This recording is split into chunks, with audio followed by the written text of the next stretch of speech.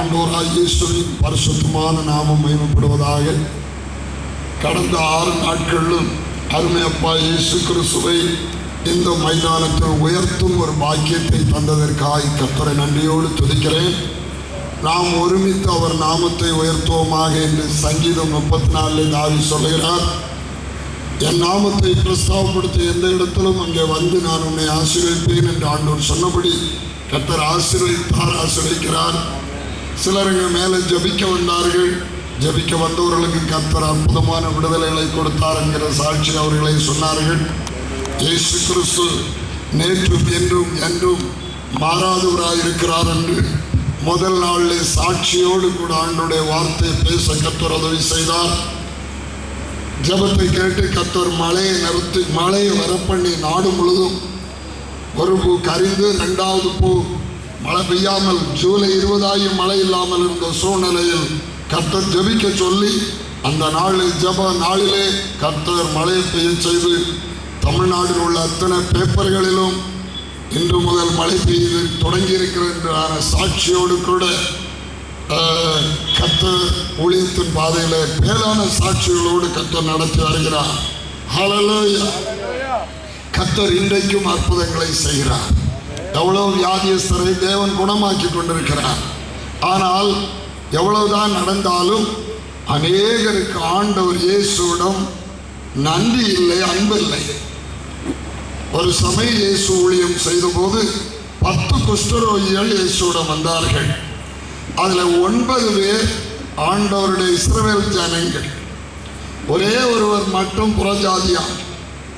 10 பேரையும் ஆண்டவர் ஆசீர்வதித்து அனுப்பினார். போகிற வழியில 10 பேருக்கும் குஷ்டரோகம் சுகம் ஆயிற்று. 9 இஸ்ரவேலரும் ஆண்டவருக்கு நன்றி சொல்ல திரும்பி வரவே இல்லை.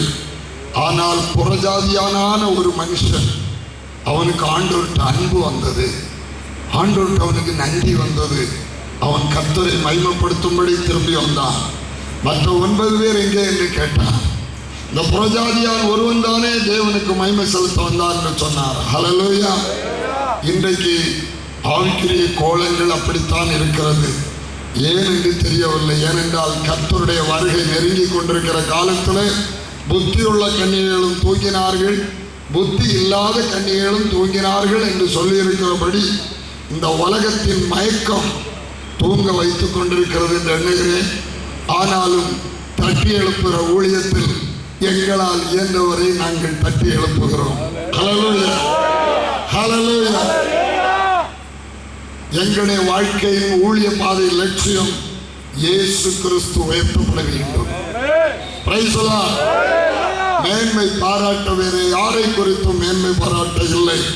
இயேசு கிறிஸ்துவின் விசேஷமாய் அவருடைய சிலுவை குறித்து அல்லாமல் வேறொன்றையும் குறித்து நான் மேன்மை பாராட்டாதிருப்பேனாக என்று பவுல் சொன்னது போல மேன்மை பாராட்ட அவருடைய சிலுவை தான், சிலுவை மரணம் தான் மேன்மையானதாக இருக்கிறது. ஹல்லேலூயா.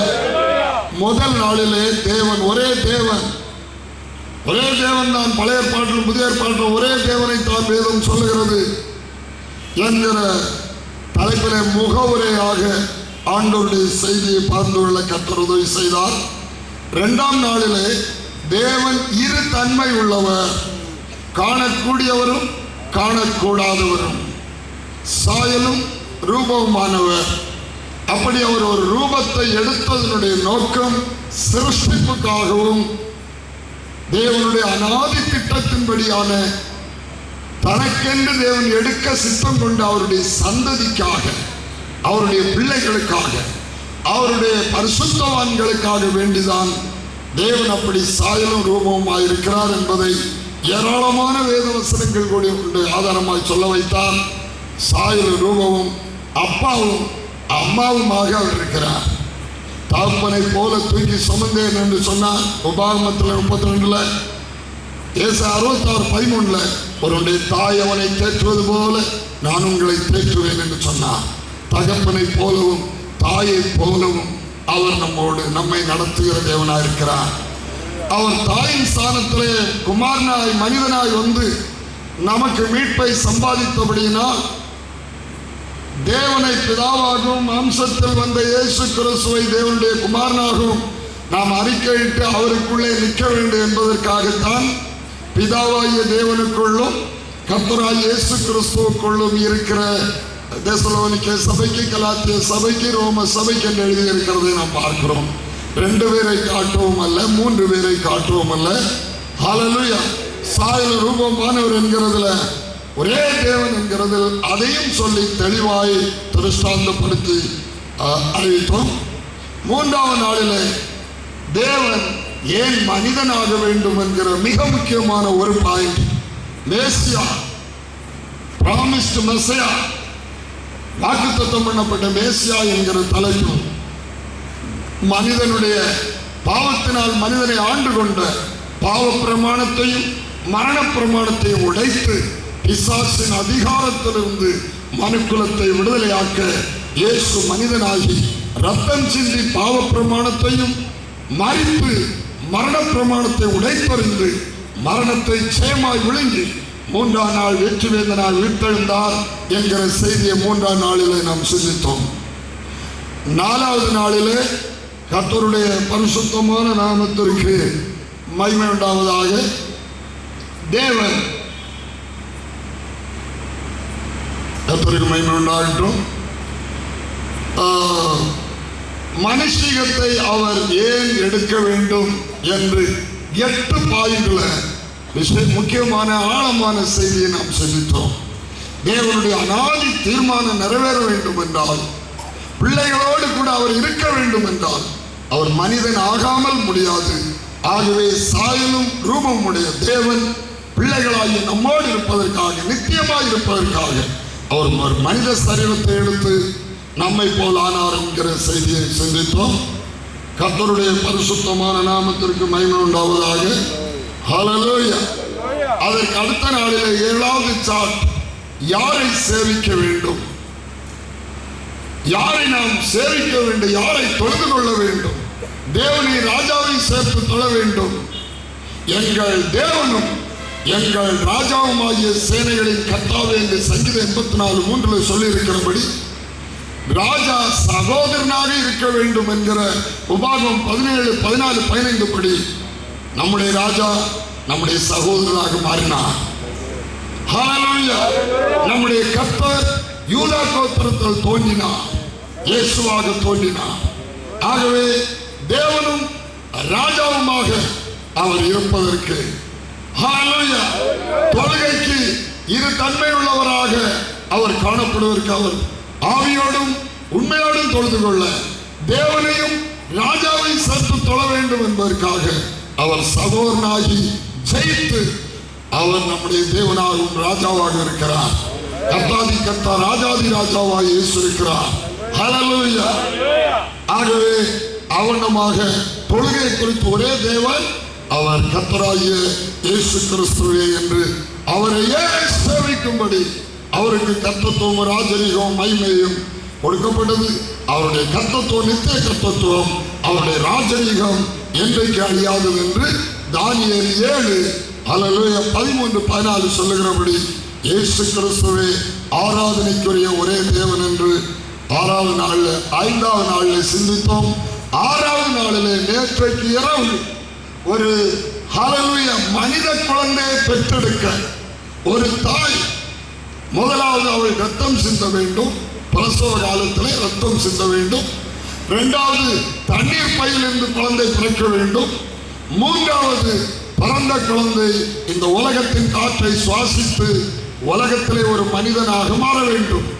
அதே போல தேவனுடைய ராஜ்யத்தில், பரலோக ராஜ்யத்தில் தேவனுடைய பிள்ளைகளாக மறுபடியும் பிறக்கிறவர்களுக்காக வேண்டி நம்மை மறுபடியும் பிறக்க செய்வதற்காக தாயின் ஸ்தானத்தில் வார்த்தையானவர் குமாரன மாம்சமாகி இயேசுவாக நின்று ஒரு தாயை போல நம்முடைய ஆத்மாவை பாவக்கரை நீங்க சுத்திகரிக்கும்படி, ஆத்மாவை மீட்கும்படி நம்முடைய மாசற்ற ரத்தத்தை அவர் சிந்தினார்.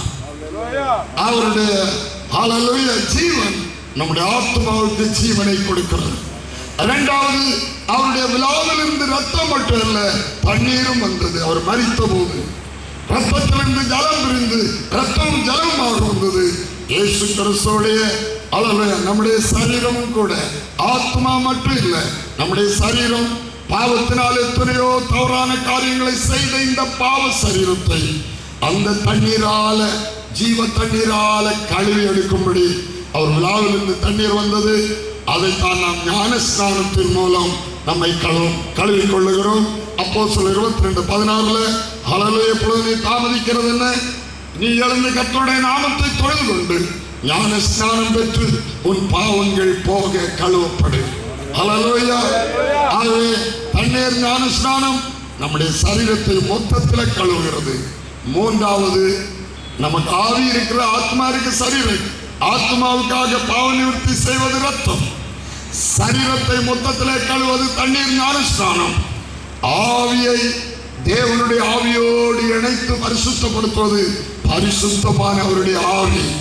ஆகவே மறுபடி பிறந்த ஒரு ஆத்மா எல்லாரும் பரிசுத்தாவை பெற்றுக் கொள்ள வேண்டும். கிறிஸ்தவன் என்று சொன்னால் பரிசுத்த ஆவியின் அபிஷேகம் பெறாதவன் கிறிஸ்தவனே அல்ல. ஒருவேளை நீங்கள் விசுவாசித்து ஞானஸ்நானம் எடுத்து உங்களுக்குள்ளே ஒரு சந்தோஷம் வந்திருக்கலாம், ஒரு சமாதானம் வந்திருக்கலாம், ஒரு உணர்வு உயிர் மீட்சி உண்டாயிருக்கலாம். ஆனால் பரிசுத்த ஆவியின் வல்லமை பெறாவிட்டால், குழந்தை காற்றை சுவாசிக்காவிட்டால் அந்த குழந்தை, பிறந்த குழந்தை செத்து போகும். அதுபோல பரிசுத்த ஆவியினால் நீங்கள் நிரப்பப்படாவிட்டால் இந்த பொல்லாத பிரபஞ்சத்தில் எதிர்த்து வருகிற சாத்தானிய சக்திகளோடு மோதவும் அதை ஜெயிக்கவும் உங்களுக்கு பலன் இல்லாமல் போய்விடும். நீங்கள் மறுபடியும் பழைய நிலைமைக்கு, பின்மாற்ற நிலைமைக்கு போய்விடுவீர்கள். ஆகவே பரிசுத்த ஆவியை பெற வேண்டும். இந்த 3 நாள் பிறக்க வேண்டும். ஆவி, ஜலம், ரத்தம். இந்த 3 நாள் நம்மை மறுபடியும் பிறப்பிக்கிறவர் தாயின் ஸ்தானத்தில் குமாரன் வார்த்தையானவர் மாம்சமாய் இயேசுவாய் வந்து நமக்காக ரத்தம், சிலுவையிலே ரத்தம் சிந்தி நம்மை மீட்டிருக்கிறார், பெற்றெடுத்திருக்கிறார். இதை விசுவாசித்து எல்லாரும் சொந்தமாக்கிக் கொள்ள வேண்டும். அல்லேலூயா. இன்றைய தினத்திலே கர்த்தருடைய பரிசுத்த நாமத்துக்கு ஸ்தோத்திரம். ஒரு கல் என்கிற தலைப்பு, தேவனுக்கு வீடான கல், இந்த உலகத்தை நியாயம் தீர்க்கிற கல் என்கிற தலைப்பிலே நாம் ஆண்டவருடைய வார்த்தையை தியானிப்போம். கர்த்தர் நமக்கு உதவி செய்வாராக. 1 பேதுரு புத்தகம் 2ஆம் அதிகாரம் 4ஆம் வசனத்திலிருந்து 8ஆம் வசனம் முடிய வாசிப்போம். 1 பேதுரு புத்தகம் 2ஆம் அதிகாரம் 4ஆம் வசனத்தில் 8ஆம் வசனம். செய்த தூதர்களை தேவன் இல்லை, மனுஷரால் தள்ளப்பட்டதாயும் தேவனால் தெரிந்து கொள்ளப்பட்டதும் வெளியேறப்பட்டதுமாயிருக்கிற ஜீவனுள்ள கல்லாகிய அவரிடத்தில், ஜீவனுள்ள கல்லாகிய இயேசு கிறிஸ்துவிடத்தில் சேர்ந்தவர்களாகிய நீங்களும் ஜீவனுள்ள கற்களை போல, கற்களை போல ஆவிக்கேற்ற மாளிகையாகவும் இயேசு கிறிஸ்து மூலமாய் தேவனுக்கு பிரியமான ஆவிக்கேற்ற பலிகளை செலுத்தும்படிக்கு பரிசுத்த ஆசாரி கூட்டமாகவும் கட்டப்பட்டு வருகிறீர்கள். அந்தபடியே இதோ தெரிந்து கொள்ளப்பட்டதும் வெளியேறப்பட்டதுமாயிருக்கிற மூளைக்கல்லை சீயோனில் வைக்கிறேன், அதின் மேல் விசுவாசமாயிருக்கிறவன் வெட்கப்படுவதில்லை என்று வேதத்தில் சொல்லி இருக்கிறது. ஆகையால் விசுவாசிக்கிற உங்களுக்கு அது வெளியேறப்பட்டது. கீழ்ப்படியாமல் இருக்கிறவர்களுக்கோ வீட்டை கட்டுகிறவர்களால் தள்ளப்பட்ட பிரதான மூளைக்கல்லாகிய அந்த கல் இடர்தற்கு ஏதுவான கல்லும் விழுதற்கு ஏதுவான கண்மலையுமாயிற்று. அவர்கள் திருவசனத்திற்கு கீழ்ப்படியாதவர்களாய் இருந்து இடறுகிறார்கள், அதற்கென்றே நியமிக்கப்பட்டவர்களாயும் இருக்கிறார்கள். ஹல்லேலூயா. இங்கே ஒரு விசேஷித்த கல்லை குறித்து பரிசுத்த வேதாகமம் சொல்லுகிறது. அது ஜீவன் உள்ள கல் என்று நாம் இங்கே பார்க்கிறோம். உலகத்தில் உள்ள எந்த கல்லுக்கும் ஜீவன் இருக்காது. இந்த கல் மனுஷீகத்தை காட்டுகிறது. நாம் வேதத்தில் ஆழமாய் பார்க்கும்போது கல் என்பது ஆதி முதல் கல் மனுஷீகத்தை காட்டுகிறது. இயேசு கிறிஸ்து மனிதனாய் இருந்தார், ஆனால் அழிவில்லாத ஜீவனுடைய கல்லாக அவர் இருந்தார். உலகத்தில் உள்ள கல்லுகளுக்கு ஜீவன் இல்லை, ஆனால் கல்லாகி இவருக்கு அழிவில்லாத நித்திய ஜீவன் இருந்தது. அதை குறித்து தான் இங்கே சொல்லப்பட்டிருக்கிறது. யோவான் 1:4 அவருக்குள் ஜீவன் இருந்தது, அந்த ஜீவன் மனுஷருக்கு ஒளியாக இருந்தது என்று சொல்லப்பட்டிருக்கிறது. கர்த்தருடைய நாமத்துக்கு ஸ்தோத்திரம். இயேசுவோடு இணைந்து கொள்ளுகிற இந்த கல்லோடு சேருகிற கல்லுகளும் ஜீவன் உள்ள கல்லுகளாக மாறுகிறது என்று நாம் வாசிக்கிறோம். இயேசுவோடு யார் யாரெல்லாம் சேர்ந்து கொள்வார்களோ, இயேசுவை யார் யாரெல்லாம் அண்டிக் கொள்வார்களோ, யார் யாரெல்லாம் இயேசுவை தங்கள் வாழ்க்கையில ஏற்றுக்கொள்வார்களோ அவர்களும் அழிவில்லாத ஜீவனை உடையவர்களாய் மாறுவார்கள் என்று இந்த வார்த்தை சொல்லுகிறது. ஜீவனுள்ள கற்களாக தேவனுக்கேற்ற பலியை செலுத்தும் ஹல்லேலூயா மாளிகையாக நீங்கள் கட்டப்படுகிறீர்கள் என்று சொல்லுகிறார். கீழ வசனத்தில் கர்த்தருக்கு ஸ்தோத்திரம், விசுவாசிக்கிற உங்களுக்கு அது விலையேறப்பட்டது, விசுவாசியாதவர்களுக்கோ அது ஆகாது என்று தள்ளப்பட்ட கல் என்று கர்த்தருடைய வார்த்தை சொல்லுகிறது. ஹல்லேலூயா. அநேகர் விசுவாசித்து பலனை அடைகிறார்கள். அநேகர் கேள்வி கேட்டு கேட்டு குற்றம் கண்டுபிடித்து இடரை கெட்டு போகிறார்கள், ஆசீர்வாதத்தை இழந்து போகிறார்கள். ஹல்லேலூயா, ஹல்லேலூயா. தேவன் தம்முடைய ஒரே பேரானை குமாரனை விசுவாசிக்கிறவன் எவனோ அவன் கெட்டு போகாமல் நித்திய ஜீவனை அடையும்படி அவரை தந்தருளி இவ்வளவாய் உலகத்தில் அன்பு கொண்டார் என்று யோவான் 3:16 சொல்லுகிறது. ஹல்லேலூயா. கடைசியான வாசித்த வசனத்திலே அவர்கள் திருவசனத்திற்கு கீழ்ப்படியாதவர்களாய் இருந்து இடறுகிறார்கள், அதற்கென்றே நியமிக்கப்பட்டவர்களாகவும் இருக்கிறார்கள். ஹல்லேலூயா, ஹல்லேலூயா. கர்த்தருக்கு ஸ்தோத்திரம். அடுத்த ஒரு மார்க்கத்தை சேர்ந்த சகோதரர்கள் டிபேட்டுக்கு வாருங்கள். ஹல்லேலூயா. நம்ம ஒரு வீடியோ கவரேஜ் எடுத்து அப்படியே போடலாம், வெளியே காட்டலாம். கர்த்தருக்கு ஸ்தோத்திரம். அப்போ உங்க ஊழியம் இன்னும் பிரபலமாகும், உங்க டிவில எல்லாம் வரும் அப்படின்னு சொல்லுகிறாங்க.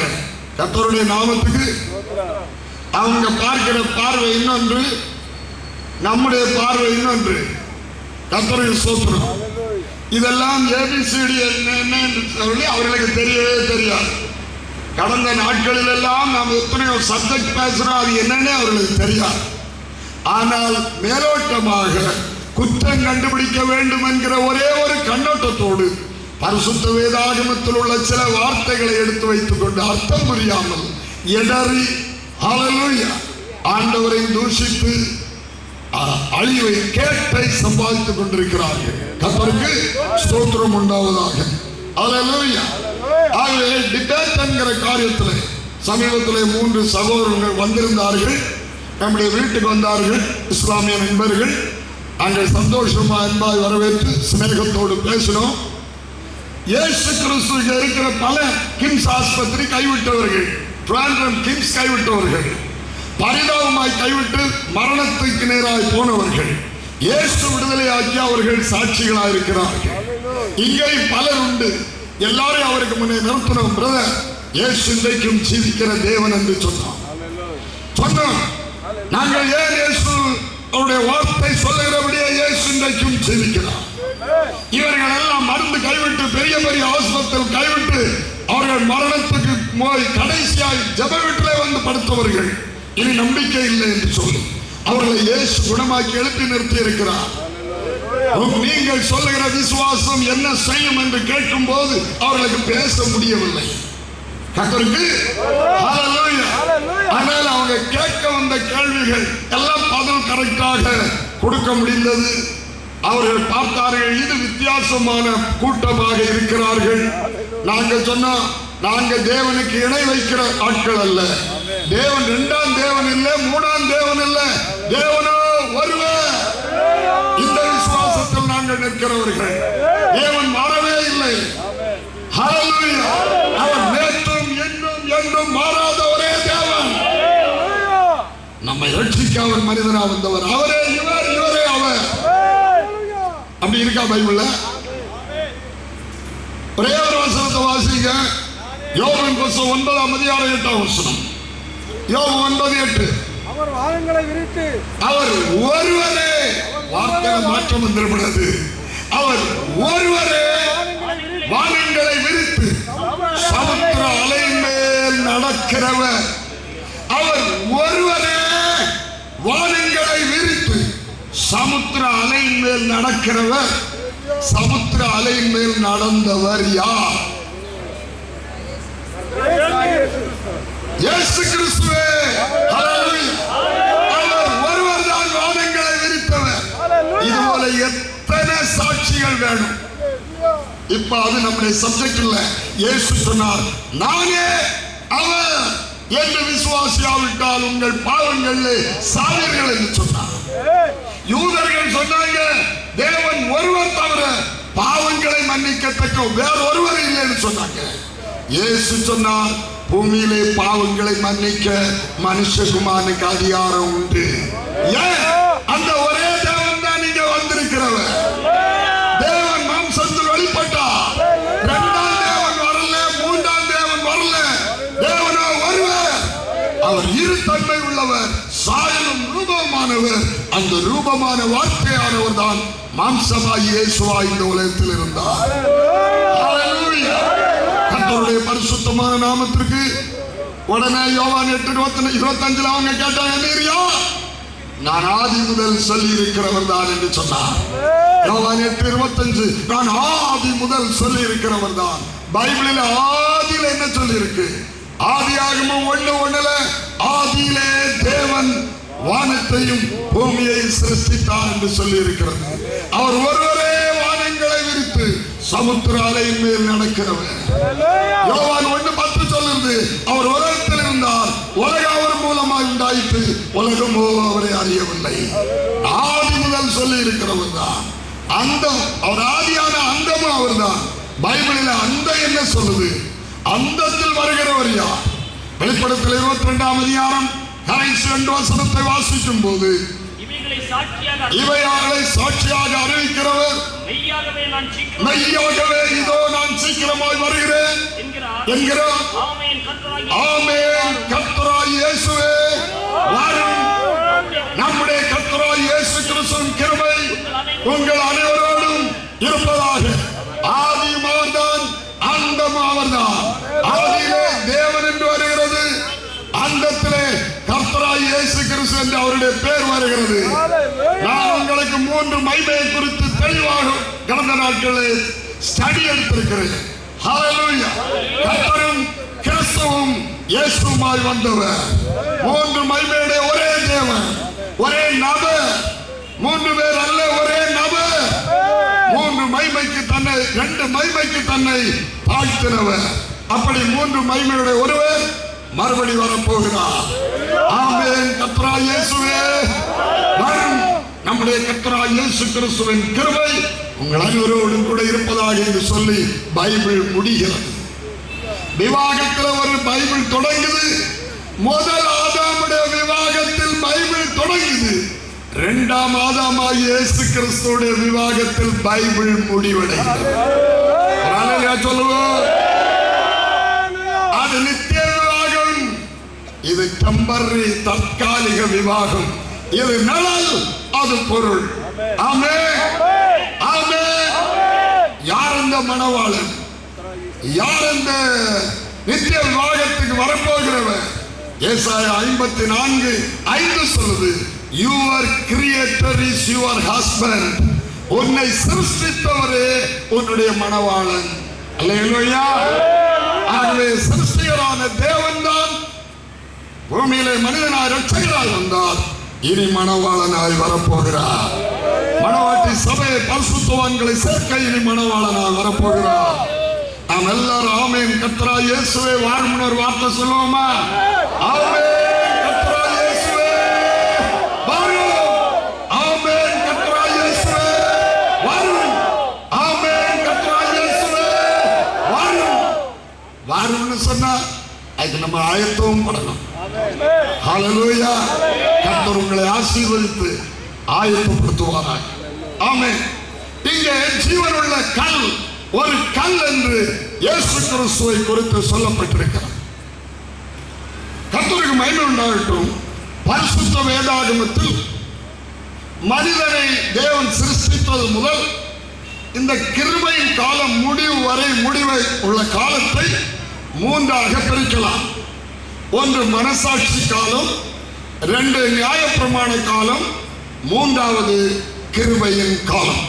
கிருபையின் காலத்தோடு இந்த உலகத்திலுள்ள ஊழியம் முடிவடையும். ஆமென். ஹalleluya. ஹalleluya. அதன் பின்பு தேவன் 1000 வருட அரசாட்சி இயேசு கிறிஸ்து இந்த பூமியிலே தன்னுடைய பரிசுத்தவான்களை கொண்டு ஆளுகை செய்து இந்த உலகத்தையே முடித்து மாற்றி புதிய வானங்களை புதிய பூமியை உண்டாக்குவார். Praise the Lord. ஹalleluya. ஆகவே இந்த 3 காலத்துல முதல் காலத்தை மனச்சாட்சி காலத்தை எடுத்தால் தேவன் சரியான பிரமாணத்தை மக்களுக்கு கொடுக்காத காலம்.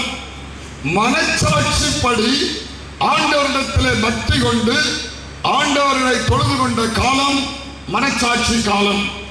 அந்த மனச்சாட்சி காலத்திலே தான் அல்லேலூயா கல்லை தேவனுக்கு வீடாக நிறுத்தி கல்லுக்கு அபிஷேகம் செய்த காலத்தை பைபிளிலே மனச்சாட்சி காலத்திலே நாம் காண முடியும். ஹalleluya. நியாயப்பிரமாணத்திலே காலத்திலே தேவனுக்கு வீடாக ஆலயத்தை கட்டினார்கள். கிருபா காலத்திலே வரும்போது தேவன் கைகளினால் கட்டப்பட்ட ஆலயத்தில் வாசமாய் கல்லிலே வாசமாய் இருக்க மாட்டார். கைகளால் கட்டப்பட்ட ஆலயத்தில் வாசமாய் இருக்க மாட்டார்.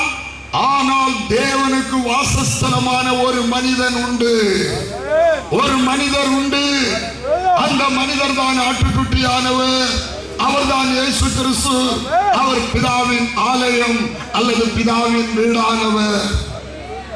ஹalleluya, ஹalleluya. நான் சொன்னது எத்தனை பேருக்கு புரிந்ததுன்னு தெரியல. மனச்சாட்சி காலத்திலே ஒரு கல் தேவனுக்கு வீடாகும் என்று யாக்கோபு சொன்னார். வாசிப்போம். ஆதியாகமம் 28ஆம் அதிகாரம், ஆதியாகமம் 28ஆம் அதிகாரம் கடைசி வசனத்தை வாசிங்க. என்னை என் தகப்பன் வீட்டுக்கு சமாதானத்தோடு திரும்பி வர பண்ணுவாரானால் தேவனாயிருப்பார். கர்த்தர் எனக்கு தேவனாயிருப்பார். நான் தூணாக நிறுத்தின இந்த கல் தேவனுக்கு வீடாகும். நான் தூணாக நிறுத்தின இந்த கல் கர்த்தராகிய தேவனுக்கு வீடாகும். அல்லேலூயா. சொன்னது கர்த்தர் என் தேவனாக இருப்பார். நான் தூணாக நிறுத்தின இந்த கல் தேவனுக்கு வீடாகும். தேவனாகிய கர்த்தருக்கு வீடாகும். அல்லேலூயா. யாக்கோபு தன் தகப்பனை விட்டு தாயை விட்டு அவனுடைய சகோதரன் ஏசா யாக்கோபை கொலை செய்ய திட்டமிட்ட போது சேஷபுத்திர பாகத்தை வாங்கி கொண்டதினாலும் தகப்பனுடைய ஆசீர்வாதத்தை வாங்கி கொண்டதினாலும் அண்ணன் ஏசா யாக்கோபை கொலை செய்ய எத்தனித்தார்.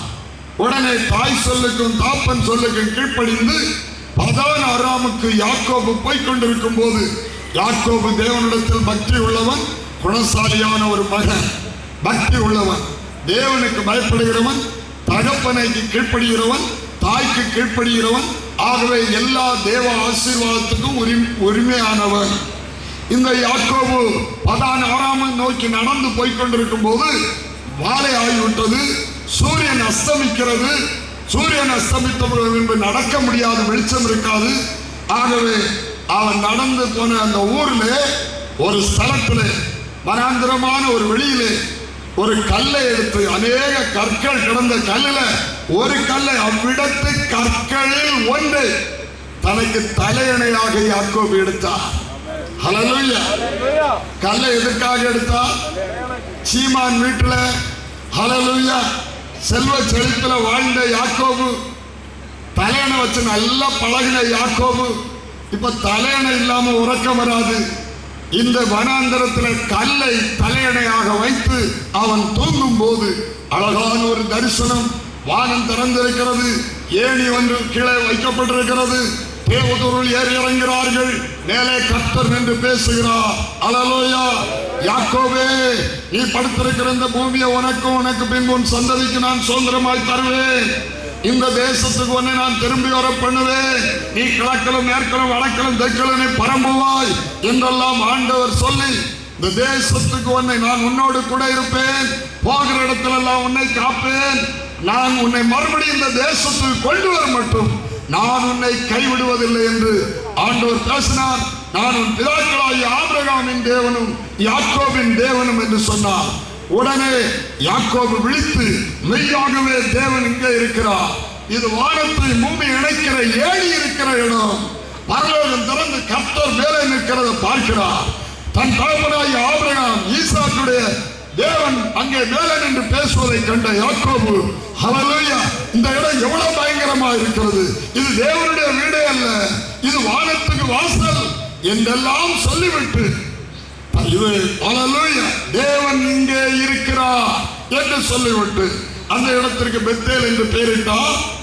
பெத்தேல் என்று பெயரிட்டு விட்டு ஹல்லேலூயா, பெத் என்றால் வீடு, ஏல் என்றால் தேவன், தேவனுடைய வீடு பெத்தேல், பெத்தேல் என்று பெயரிட்டு விட்டு யாக்கோபு தன் தலையின் கீழ் வைத்திருந்த கல்லை எடுத்து ஒரு தூணாக நிறுத்தி தேவனுக்கு சாட்சியாக தூணாக நிறுத்தி விட்டு சொன்னார், கர்த்தர் என்னை போகிற தேசத்தில் வழியிலெல்லாம் காத்து உண்ண உணவு உடைக்க உடைந்தந்து என்னை இந்த தேசத்துக்கு பத்திரமாய் கொண்டு வருவாரானால் இந்த நான் தூணாக நிறுத்தின இந்த கல் தேவனுக்கு வீடாகும், கர்த்தர் எனக்கு தருகிற எல்லாவற்றிலும் நான் தசமபாகம் செலுத்துவேன் என்று ஒரு பொருத்தனை பண்ணி கொண்டார்.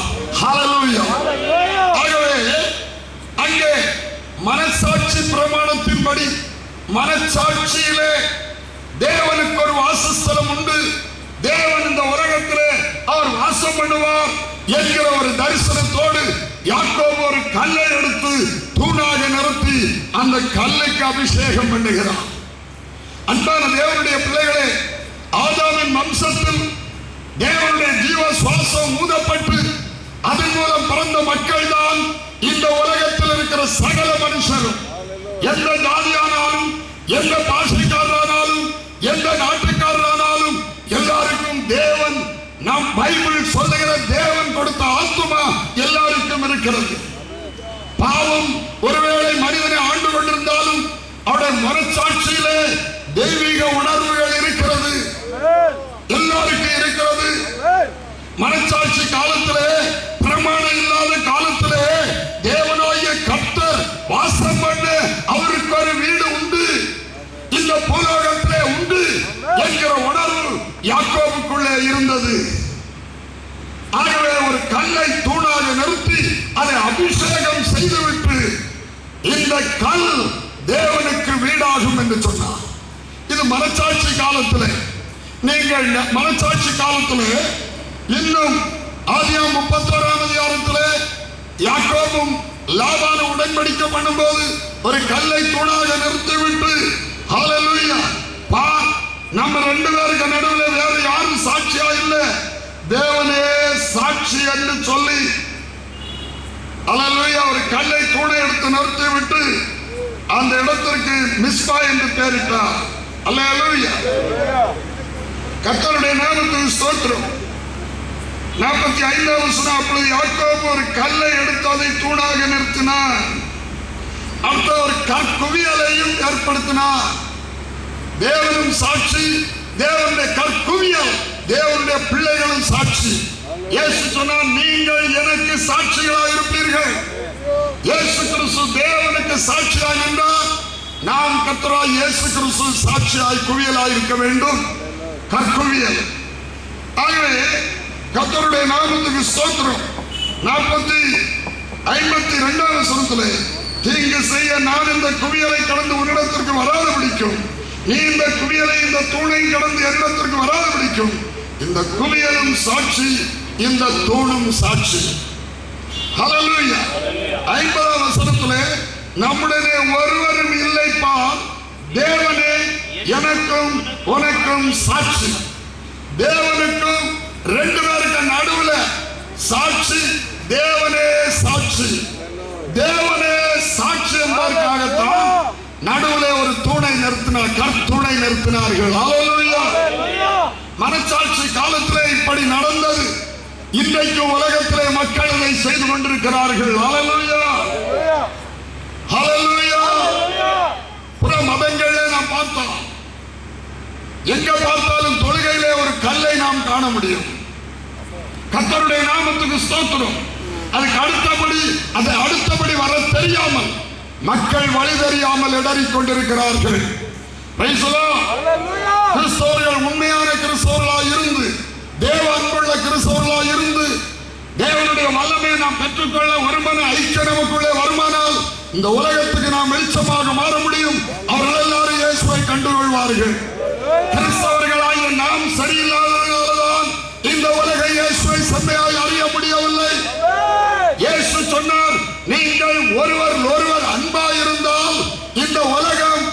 உங்களை என்னுடைய சீஷர்கள் என்று அறிந்து கொள்ளும். ஹல்லேலூயா. ஆகவே நாம் தான் இன்றைக்கு சரியில்லாமல் இருக்கிறோம்.